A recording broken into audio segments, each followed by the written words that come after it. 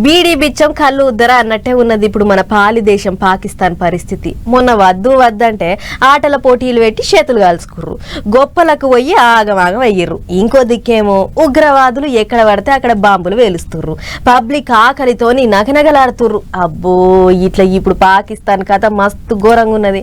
అన్నిటికీ మించి ఇగో గీ ముచ్చట చూడుర్రి, ఇప్పుడు ఇంటర్నెట్ లా గిర్ర తిరుగుతుంది. తీసుకపోండ్రే దొరికిందే సాందు. అగ చూడరే, ఒక్కొక్కరు 2-3 కంప్యూటర్లు మోసుకొని పోతున్నారు. ఎవరిలో పుణ్యానికి పంచి పెడతారు కావచ్చా అనుకునేరు. ముచ్చట వేరే ఉన్నది. గిది పాలిదేశం పాకిస్తాన్ లో చైనా వాళ్ళు నడుపుతున్న ఓ దొంగ కాల్ సెంటర్ అట. ఇస్లామాబాద్ లో గుట్టు సాపుడు కాకుండా నడుస్తున్న ఈ కాల్ సెంటర్లకేంచే దేశాల్లో ఉంటున్న పబ్లిక్ ను మోసాలు చేస్తున్నారట.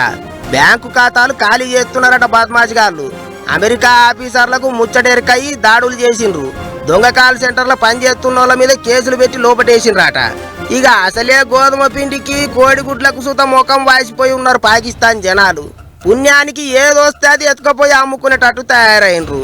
అందుకే అటు లోపల నకిలీ కాల్ సెంటర్ మీద ఆఫీసర్లు దాడులు చేస్తుంటే ఇంకో దిక్కు పబ్లిక్ అంతా లోపలికి జొర్రి గిట్లా అందులున్న కంప్యూటర్లన్నీ పొతం పెట్టిండ్రు. ఆపేటోళ్ళు లేరు. ఎవళ్ళకి ఎన్ని మోసుకపోయే బలం ఉంటే అన్ని కంప్యూటర్లు ఎత్తుకొని పోయినరు.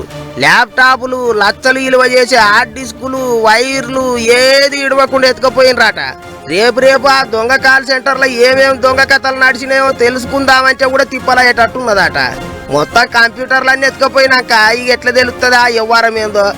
ఏమైనా ఈ వీడియో అయితే ఇప్పుడు ఇంటర్నెట్ లో తిరుగుతాంది. పాకిస్తాన్ వాళ్ళు ఎంత కరువు మీద ఉన్నారు చూడర్రే అనుకుంటారు దునియా జనాలు.